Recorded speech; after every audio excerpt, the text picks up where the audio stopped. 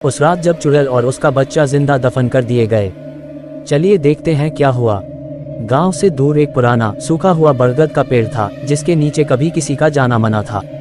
लोगों का मानना था कि उस पेड़ के नीचे एक चुड़ैल और उसके बच्चे को जिंदा दफना दिया गया था। कहानी सालों पुरानी थी। रूपा एक साधारण महिला थी, लेकिन गांव के लोगों को उसकी आंखों में कुछ अलग दिखता था। उसकी आंखें रात में चमकती थीं और उसका बच्चा बिना रोए सारा दिन चुपचाप पेड़ के नीचे खेलता रहता था। एक दिन गांव के बच्चों में से एक अचानक गायब हो गया। लोगों ने रूपा पर शक किया। किसी ने अफवाह उड़ा दी कि वह चुड़ैल है और बच्चों को मारती है।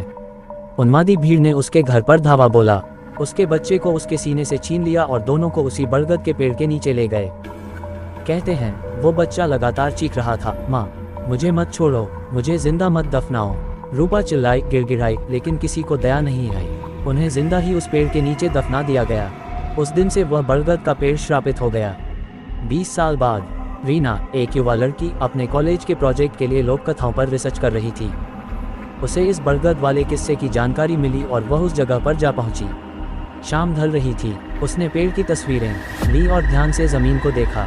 वहां अब भी मिट्टी कुछ अलग सी थी, जैसे किसी ने हाल ही में खोदी हो। अचानक उसे अपने पीछे किसी बच्चे की हंसी सुनाई दी। वह पलटी, कोई नहीं था। फिर उसी पेड़ के पीछे से एक और आवाज आई, एक औरत की फुसफुसाहट, तू आई है हमें जगाने, अब तुझे भी यहीं रहना होगा। रीना भागने लगी, पर पेड़ की जड़ें उसकी टांगों में लिपट गईं।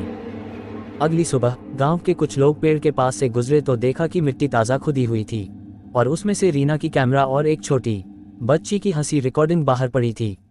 अब वो पेड़ सिर्फ एक चुड़ैल और उसके बच्चे का कब्र नहीं था, वो उन सब का इंतजार कर रहा था जो सच्चाई जानने आते हैं।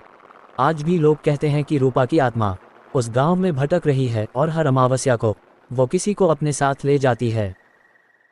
अगर वीडियो अच्छी लगी है तो लाइक, शेयर एंड सब्सक्राइब जरूर करें।